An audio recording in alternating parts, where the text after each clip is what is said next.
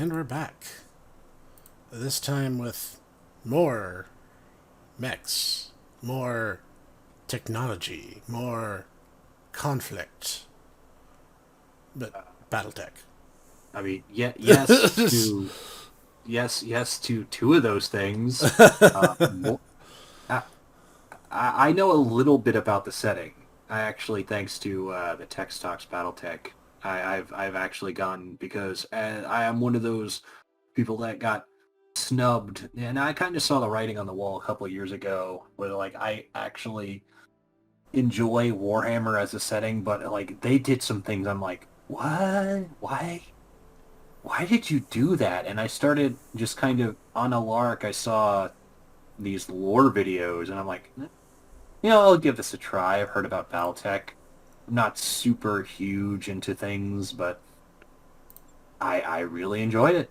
And so I kind of, not abandoning Warhammer, but I'm like, the way that they're treating their fans and just their constant power creep made me just like, I don't think I'm ever really going to get back into Warhammer as a game. And Yeah. lo and behold, as soon as I do that, then my little brothers are like, here's a Warhammer army, like an entire news. No, seriously, I have like 5,000 points of Space Marines about 10 feet away from me. Dang. They're not all painted, but I've been working on that. That's Yeah, cool. yeah. No, it is really cool, actually. I have a Land Raider, I have a Rhino, I have the little Thunderhawk. Funny enough, as if I Oh, remember cool. correctly, when I was reading the description of this game, it's actually set sometime in like the 3020s, which Hmm. means canonically we've gone back in time, since this would have happened before MechWarrior 3050 on the Super Nintendo. Yes, actually, that's a thing. The MechWarrior 3050 and MechWarrior 2 are both part of the clan invasion era, whereupon, well, basically what happened is hundreds of years before, we'll let this go. I was about to say, I think they're about to tell us. No, actually, this is set in an entirely separate area. Basically, this game is set in the deep, deep galactic south, in the area that's known as the periphery, which is basically outside of the inner sphere, which is the main area that BattleTech happens in. Um, it's funny because one of the things you can do is go and actually screw around in another area, the Torian and Kordat, which are basically, my understanding is they're basically space Texas. They're, cock shotgun, go back to where you came. You know, just silly libertarians in space who ironically live right next to basically uh, space shogunate Japan, which constantly wants to attack them, which they are only happy to oblige with their shotguns to, disabuse them of that notion. Um, If I'm the so hero in the eyes of history, history is not in a good shape right now. yeah, this isn't an area. This is not only is this earlier than the clan invasion. This is actually in an entirely different area because the clans invaded from the galactic north, and we are like in the galactic southwest. I want to say so. We're in space Arizona. The You Oregon know, Reach is a small kingdom in the rimward thank you. periphery, a region of space that lies at the outskirts of the more densely colonized inner sphere. It is home to the Oregon Coalition, a federation organized around a parliamentary monarchy and ruled by the Arano family. I hope I'm saying that right. For three I don't know. generations under House Arano, the Oregon Coalition has remained a relatively peaceful corner of the periphery. It is here your story begins. And if this looks the format looks a little tiny bit familiar. The same guys who did the Shadowrun Returns trilogy made this game. I was about to say this is harebrained schemes. This Yep. is This is the same guys as the Shadowrun guys, which is ironic considering that Shadowrun and BattleTech are both, Written you by the know, same people to begin with. yeah, were written by FASA. So they long since shared a lot of writers and ideas. Decades ago, your family came to the Reach from... And my options Uh, are the Draconicus Combine, Corita. the Draconis Combine, those are the DCMS that you were fighting before. Ah, Those are the Space Shogunate Japanese.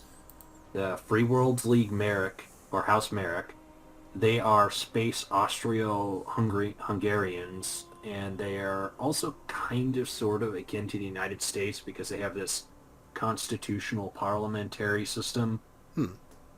Technically, I believe in the latest stuff they don't exist anymore because of the FedCom Civil War, but they are basically very what we would consider classically liberal and very much about capitalism and huge amounts of money.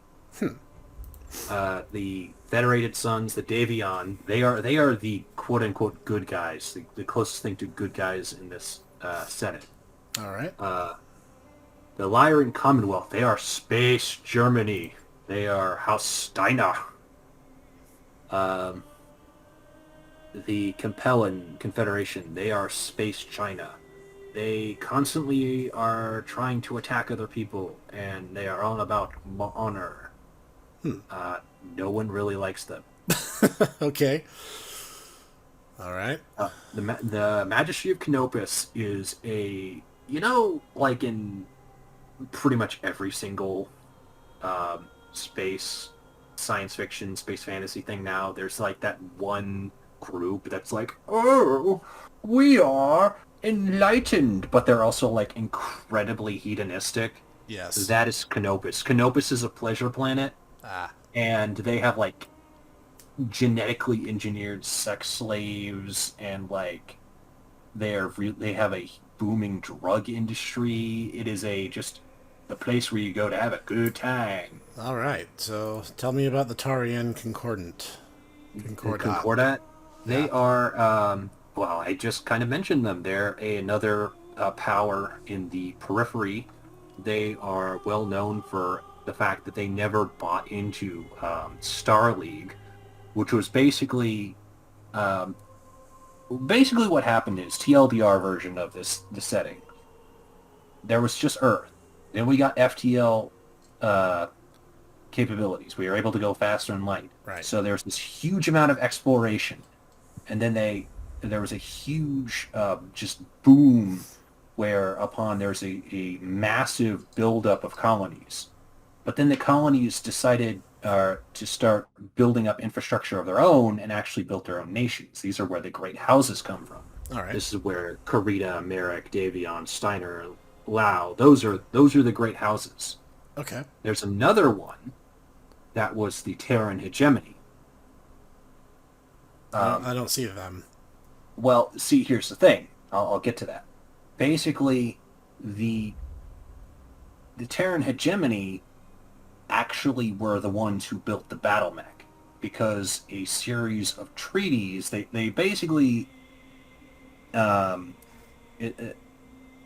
effectively what happened was is war had gone so over the top, and the construction of warships got so over the top that they realized that they could not continue in their way. So they built there was a series of treaties headed by the Terran hegemony called the Ares Convention, which said war can only be on planets. You cannot glass planets.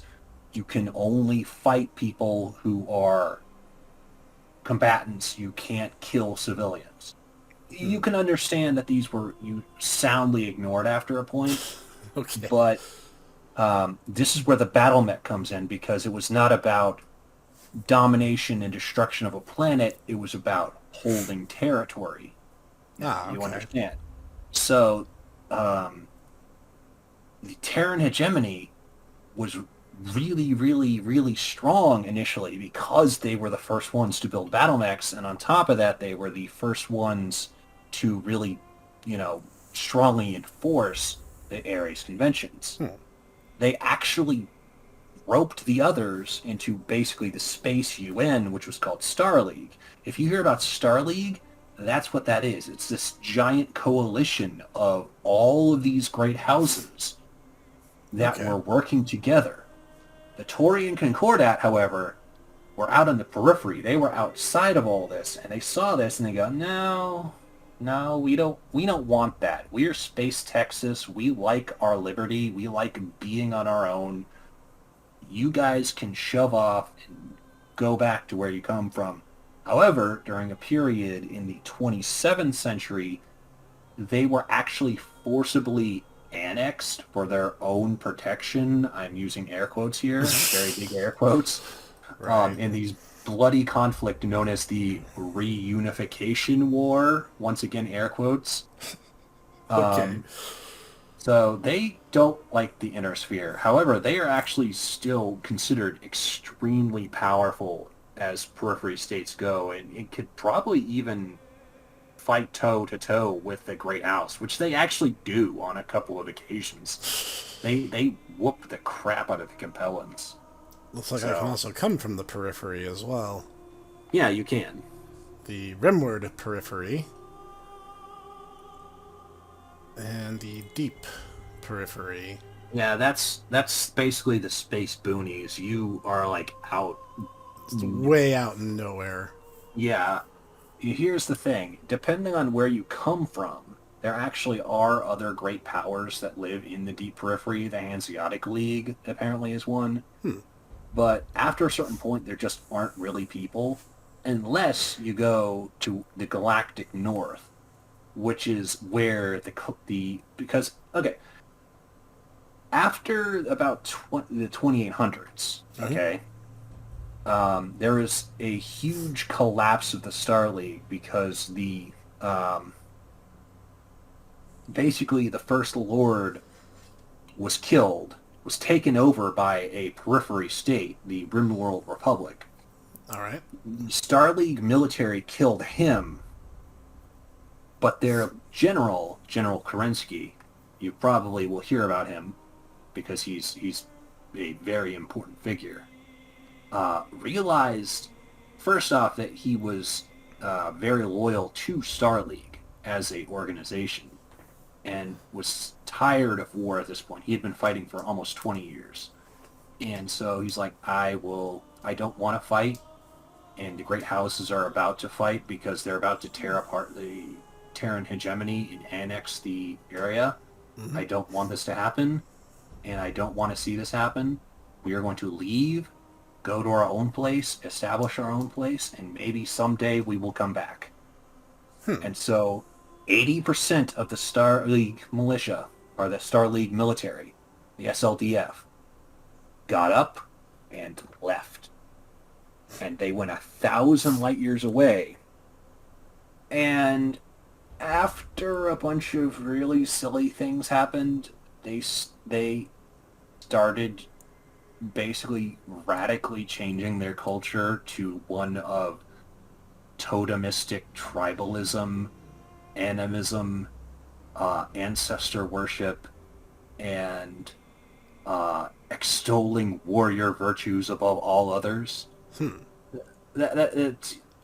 TLDR, there may have been they don't really explain why a modern military just suddenly decided to start embracing animism and totemism. That's where the clans come from. They are literally the Star League military. 200 years by themselves. They went basically crazy. Oh, so that's why they were so obsessed about, we gotta go back to Earth, you guys. Yes, because their religion worships General Kerensky, their founders, which were General Kerensky and his associates. Oh, hey, if I hover over highlighted words, I get more information about them. And they're like, we need to reclaim Earth because the great houses, the decadent, hedonistic, degenerate great houses, despoiled Earth and the Terran hegemony. We need to, save the inner... And that's where the entire... You talk about Crusaders. That's what the Crusaders are. They are the clans whose ideology is we need to save the inner sphere from itself by destroying the great houses and conquering the inner sphere. So if I want to oh, go ahead. The warden great houses, like my boys, the ghost bears, were going, no, yeah, we need to save the inner sphere, but, well, the inner sphere is icky, and their culture is icky. We don't want to interact with it, so we'll protect them, but we don't want to conquer them because that involves touching them. And, yeah. So that's where the Crusader Wardens thing. The Wardens, they both agree that the inner sphere is icky and we need to save it, but it's how you save it. That's important. Ah, okay. So would ghost bears come from the deep periphery? No, they're a member of the clans. They're actually further beyond the deep periphery. That basically there's the inner sphere. Right. There's the periphery, which is where the Oregon area is, the Oregon Reach. And then there's the deep periphery, and then beyond that, that's where clan space is. But okay. this is like 3025 right now. This is not going to happen for like another 30 years that the clans are actually going to show up because, okay, so you know in Dune how they have a situation whereupon starship travel and communication is incredibly limited just because there's an entire organization built around that? Right. There's something similar in this. All communication, the HPG network, basically FTL radio, is controlled by an organization called Comstar, which is actually a remnant of the Star League. It used to be known as SL Comnet. That would basically be a communications network of these HPG radios. And but now it's like a weird religious cult too. It's jokingly called Space AT&T, but it's closer to kind of the way the Adeptus Mechanicus and Warhammer is, where it's a very mystical cult around something that really should not be mystical at all. It's a communications company. Okay. So given my options, I think I want to go with Steiner, because they sound awesome. There's where the Steiner Scout Company comes from, where you have 4 atlases. I mean, if it was the way I know you, I'd either say Steiner, Merrick, or the Turingen Quartet. That's where I would say. Those are all good options. Sorry, I see, the problem is I know some of the things that you're like, I don't know what's going on, and I'm like, I do, though, so... Well, to be fair, like, in the very first, like, the Super Nintendo games, they didn't have enough, like, they literally did not have enough space to tell a story. So if they were going to get any story in at all, they just kind of had to assume that you already had read the books. Yeah. And that was, like, the best thing they could have possibly have done. Yeah, I mean, it's kind of funny. You were complaining about like MechWarrior 3050, and you're like, I don't understand about this, and I'm like, oh, I was a little harsh. That's the Timberwolf. That's my favorite mech.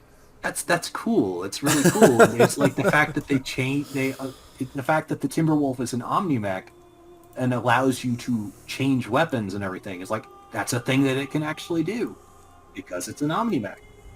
But I can't tell you that because this is days after you've, I'm sure, recorded it. Yeah.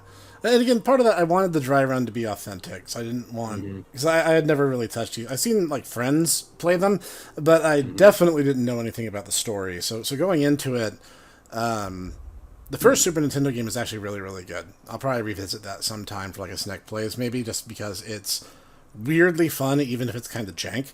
3050 sucked for lots of different reasons, not the least of which was, like, it was just entirely unforgiving and did not give you any information you needed. The PlayStation 1 game, according to one of my commenters, was actually an inferior port of a PC title, and I definitely see that, given how awful those control configurations were. From what I've been told, MechWarrior 2 is fantastic, which is what the game you were playing, and which is, I would have to agree. I've heard nothing but praise for MechWarrior 2 and MechWarrior 4. So I really don't know what to tell you apart from I hope you can figure out how to emulate them, because I understand that they don't play very well with modern Windows. Hardware agnosticism is just one of those nightmares of having 30 years of stuff to filter through. You know what? I'm going to go with these guys. The Tor and Torian. Concorda? Yeah. I like the cut of their Okay. jib. I like their fiercely independent streak, though Steiner and Merrick do seem very cool, too. But these guys seem to be kind of an underdog, given the sheer number of enemies they appear to have, which makes them more appealing in my book, so we're going to go with them. Yeah, I was about to say. I am of noble birth. Immigrants to the Oregon Reach, your family soon established a comfortable presence in a small backwater system on the edge of Oregon space. By the time you were born, your family had become the de facto ruling nobility of the system's only inhabited planet. You were the oldest child, heir to the family's titles and ancestral battle mech, the Blackjack BJ-1. Tell me about this. Oh, It's equipped with both long and close-range engagements. A pair of AC-2s is backed up by 4 medium lasers, lending the mech a powerful alpha strike, while jump jets enable the Blackjack to move to high ground at a moment's notice. ACs are autocannons. They are ballistic weapons. All right. They are really powerful. The Blackjack is ironic though, because it's not bad. It's just it has a reputation for being kind of crap. But that's because the very first model was like actually kind of bad. But it's also a GM product, by the way. It's General Motors. Yeah. I inherited it. I didn't build this one. This was given to me Well, by yeah, my it's going to family. be, at this point, this model would actually be about 300, 400 years old. They started construction in the 2700s. Okay. And you would be born in the late 29th century, early 30th century, so. Yep. This is where you met Raju Mastiff Montgomery, a veteran of the Succession Wars, whom your parents hired on for a season to train you as a mech warrior. Raju was a strict but capable teacher, and you quickly became a skilled pilot under his tutelage. If my past experiences with this franchise have been any indication, no, I'm not. It was an uneventful life. Until your 16th birthday, when I was exiled, I struck out on my own, family went bankrupt, family died, or my family was betrayed. oh, I could have a. Well, I like this. I like this. This method of character building. I mean, you struck out on your own, as I understand it, according to your own backstory. That's true. What does that give you? That gets me as heir of the noble family, grip wanting for nothing. Turns out you couldn't stand a life of pampered nobility. One night you stole away the family's ancestral blackjack and set off to find the new life to call your own. I get piloting, which is increases melee hit chance and base sprint distance. It improves the threshold of stability and tactics. Increases the effectiveness of called shot opportunities. It reduces the penalty for indirect fire and improves minimum range of weaponry. Ooh, see, from what I've been told, what I've seen, you want to increase your piloting and you want to increase your gunnery, because that increases your, it helps with doing tricky maneuvers, and also it helps with your just basic ballistic chance. But,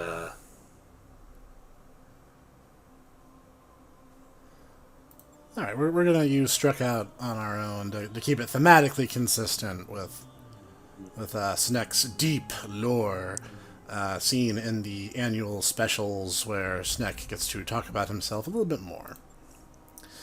Out on your own, you fell into a life of Oregon Coalition soldier, frontier piracy, Solaris gladiator, inner sphere mercenary, frontier freelancer, and merchant guard. Sounds like I could have worn many different hats. The Coalition soldier ensured prospects travel to Coromandel, capital of the Oregon Coalition, and enlisted in the Coalition military. Rose through the ranks, establishing yourself as a reliable mech warrior. Life as a soldier wasn't glamorous, but it suited you fine, which gets me gunnery. Frontier pirate. Fell into pirate gang in the Rimward periphery. An unruly crew, but an effective one. That's a +1 Yar. to guts. Gladiator. Took your skills and make your way to the famed arena planet, Solaris 7. There you eked out a living as a gladiator, which just mean more gunnery. Inner Sphere Mercenary. You get away from it all, you joined with a minor Inner Sphere Mercenary unit. Eventually became part of your new family. +1 to tactics. +1 to tic-tacs. Frontier Freelancer. Roam the Rimward Periphery as a freelancer, signing on for whatever odd contracts you could find. A solitary life, but you became more comfortable with the itinerant lifestyle you found, and were able to make a decent living helping people in the frontier. +1 to tactics. Or Guard. You signed on for a guard for a small trading guild, providing security as the guild's caravan made trading runs between the Inner Sphere and the Periphery.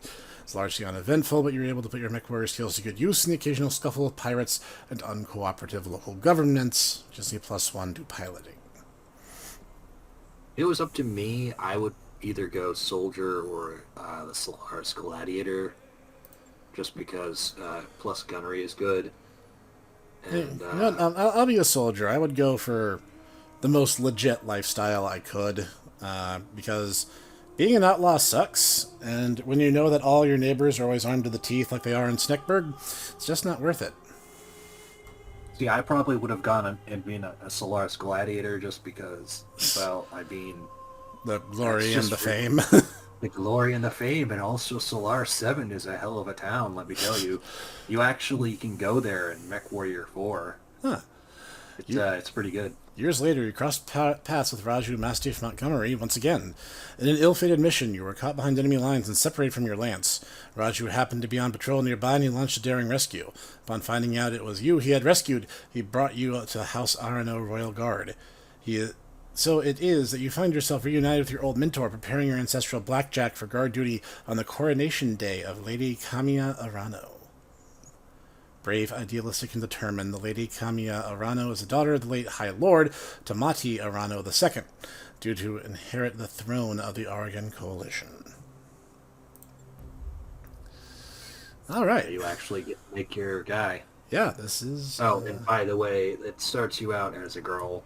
Not to say there's anything wrong with that, just don't. I've seen Let's Players who make a legit bearded lady because they're trying to make themselves, and they're like, I don't understand. Why are all the voices so high-pitched? It's like, yeah, because starts you as a girl. What kind of trilobite, hurricane, sleek snek, mamba, more like a black mamba.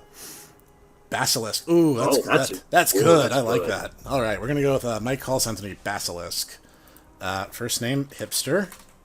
Last name, Snek.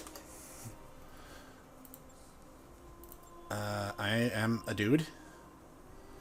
And... let's see. I need someone... I need righteous pomp power here. Oh, okay, so are you going for pompadour power, or are you going for, like, the full hipster chic thing? Either I can get. Some games have these options and some games don't. Go back up. That's not too far off. That's close. Right there. I'm sorry. No, stay on that one. All right. Go 3 to the left, 1 down. It's like that guy looks like Kurt Russell in The Thing. No, right over. Oh. To the right. Oh, geez, he totally does. He does. Although the one that you had before, he looks pretty good too. Let's see how far we can customize this. Maybe we can make it work. Makeup? Oh, it's like how heavily my eyes are shadowed. That's fine. Forehead tattoos are just, you saying, no, please, don't employ me. Yeah, but you're in the super space military. That's true. You have a barcode. You can get some pretty weird and eclectic stuff. I'm fine. Yeah, I am very ruggedly manly. I'm covered in scars, just like Oh, head to totally toe, are. from I all mean, the roadrunners that I wrestled to the death with. yeah. In fact, the doctor the other day was like, Snek, you need to stop getting into knife fights. And he's like, can't stop, won't stop. Took the brakes off my car. Find it hard to stop.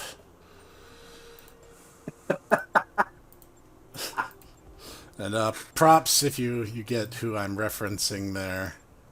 'Cause I'm sadly not creative enough to have come up with that by myself. Come on, give me I guess that's not bad if I wanted to look like I had a really bad night, but not the emo flap. I'm talking like full hipster chic here. Come on. Ah, they don't have it. It looks like you might have to go back to like the The mohawk pump, kind of Mohawk thing. pump. Yeah. Oh yeah. Yeah, Oh. I am like dwarven over here. I need like the biggest beard that this engine can afford me. Yeah, get some mutton chops. Yeah. There you go. Oh, there, yep, there we go. Expression. Hey guys, hey guys. Someone farted. I don't know who. Was it him? Maybe you. You did it. But maybe not. He gets real shifty eyes if you kind of scroll through this like kind of quickly.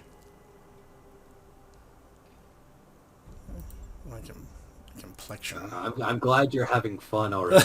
Oh yes, I am. Oh, I can different outfits. Okay, I know it's not a military chic, but tell me you have something in bright yellow. That's not a bad substitute if he doesn't. That's pretty cool. I dig that. Not that I'm against having blue hair. It's just. Oh, God. I got red hair, fiery red, just absolutely insane. I actually have blue eyes. I don't know if people have noticed that. I actually have a red beard. It's kind of itchy. All right, I think this is as close to the real world me as we're gonna get. So that's pretty good. Yeah, sure, okay, whatever. That's totally what I look like in real life, by the way. That's totally, totally. Yeah, no, definitely. I totally look like an estranged Hell's Angel. All right, so Basilisk. Wishes. Gunnery 3, Piloting 3, Tactics 3, and Guts 2. Gotta have to work on that. Guts being low is usually a sign of bad things to come. But honestly, not bad. This is good. I like that. Now that I spent half an hour just making my character, as is Snek tradition, the High Lord, Tamati Arano II, is dead. The Oregon Reach is left at an uncertain crossroads, once prosperous. Now the kingdom is in decline, surrounded by powerful neighbors. Lord Santiago Espinosa, brother-in-law of the late High Lord, is convinced the slow-moving Council of Founding Houses must be dissolved. His proposed directive would conscript the House Guard and centralize power under a single throne. Because that's never gone terribly. I'd say this actually sounds very similar to what caused the collapse of Star League. The High Lord's heir, the Lady Camilla Arano, is determined to rebuild the Reach without transforming it into an authoritarian state. On the morning of Lady Arano's ascension to the throne, her loyal captain of the guard, Raju Mastiff Montgomery, makes preparations to escort her safely to the coronation procession that awaits in Cordia City. They give me, like, just enough time to read that with, like, any flair at all. Coronation Day, Arano Summer Palace, 8:53, local time. That's 8:53 in the morning, too, by the way. Yeah, that's military standard. I was saying it more for the viewers, benefit. Oh, yeah, no, I'm just... There wouldn't be an unnecessary zero there if we were doing it in standard.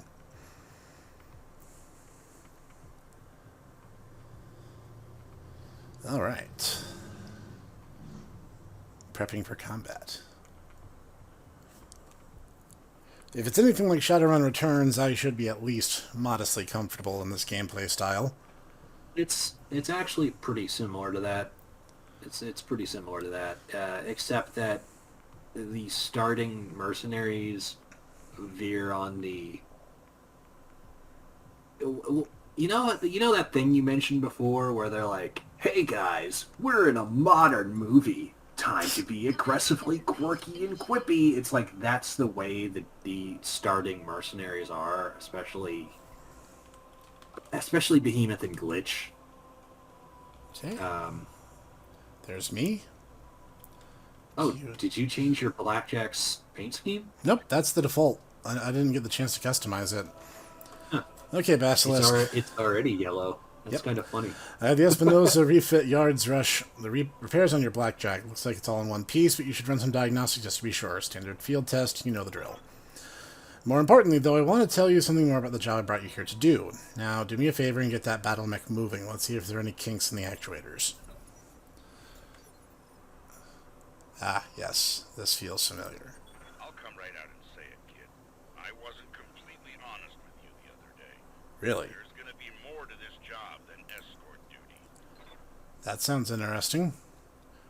Okay. I like this guy. He's got spirit. Brought you here because there's something wrong in the capital. It's been too quiet since High Lord Tamati's funeral, and I'm worried that Lady Kamiya's safety during her coronation process. Anyway, looks like your actuators check out. Let's conduct a weapons test, target one of those burnt-out old urban mechs, and open fire. Like I was saying, I can't prove Herbie. but my gut tells me something. Test dummy. And warrior trust their instincts. Target dummy. Okay. So do I pick one of these, or do they all just go off together? Well, let's find out. Scientific method.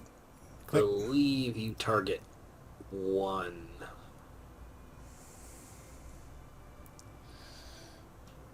Yes, I can totally shoot this thing in the rear from here.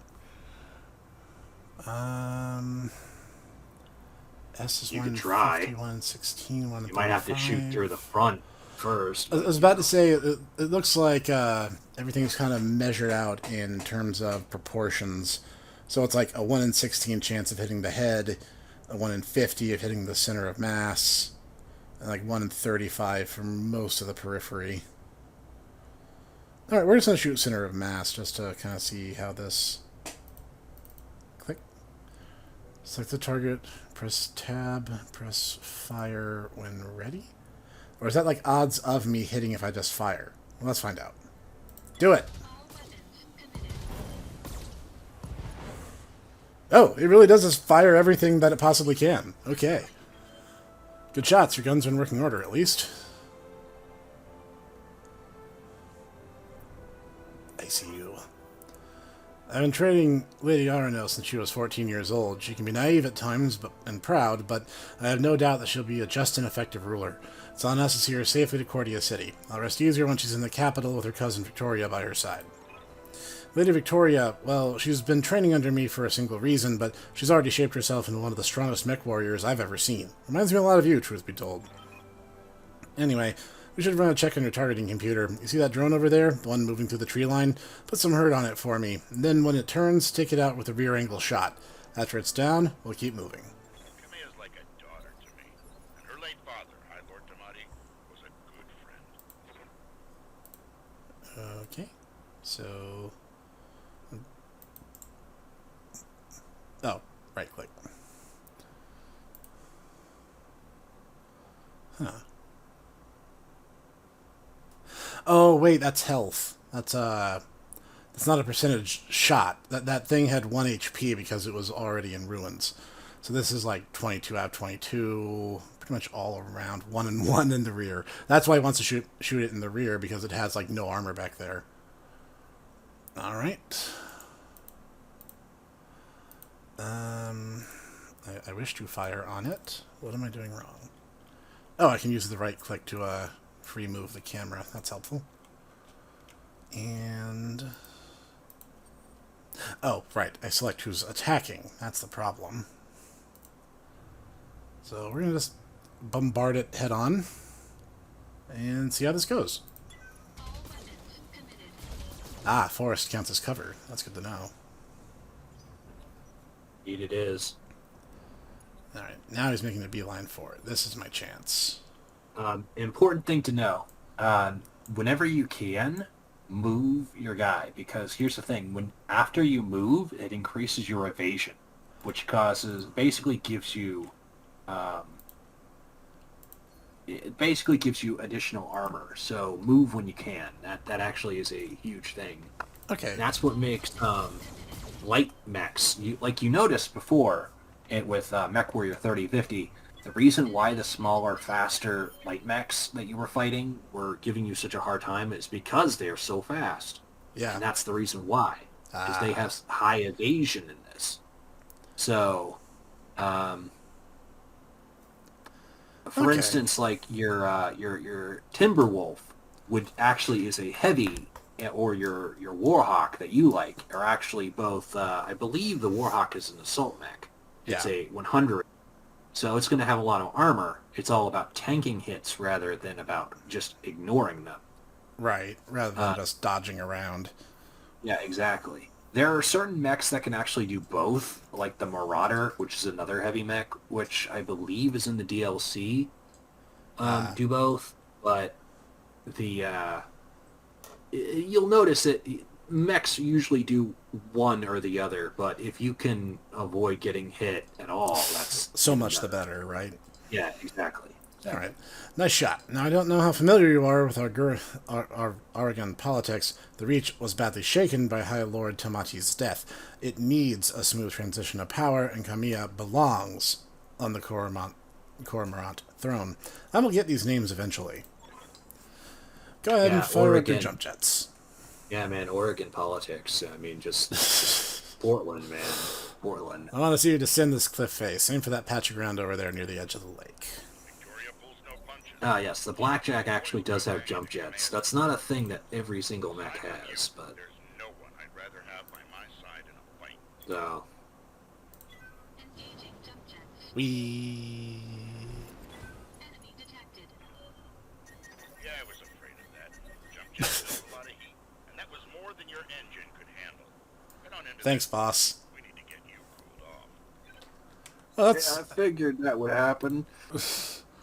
Oh, actually, being in water actually reduces your temperature. Like, it realistically would. Like I was saying, like, my engine's overheated when I was on an ice planet. Like, irony of ironies. Plasma leak detected. Jump jet malfunction!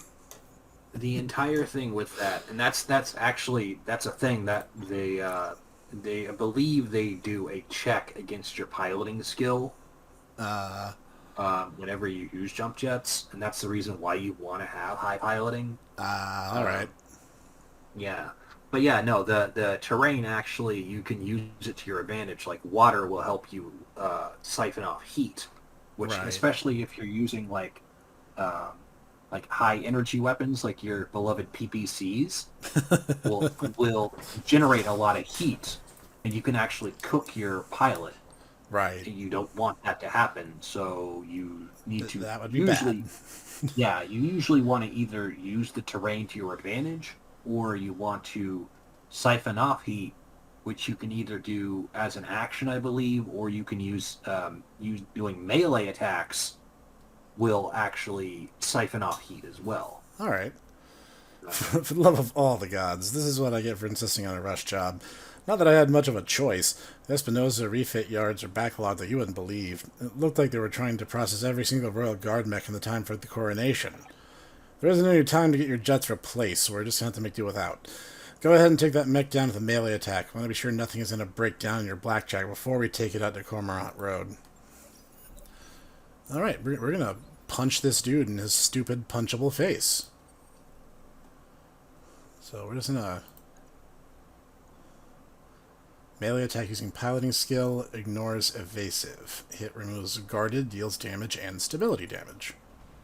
Alright, let's do it. We must Gundam fight! Good hit. At least that's solid. Alright, one last test. I want you to take your Blackjack up to a sprint and evade my attack.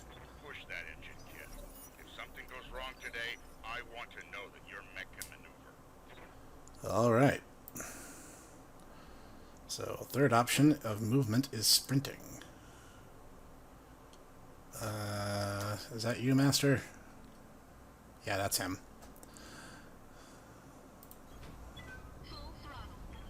Let me give...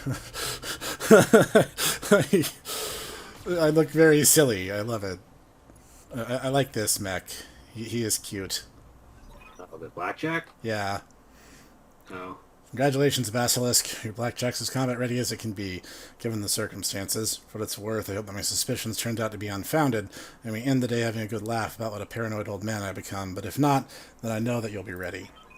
Now that you've said that, we're definitely in trouble.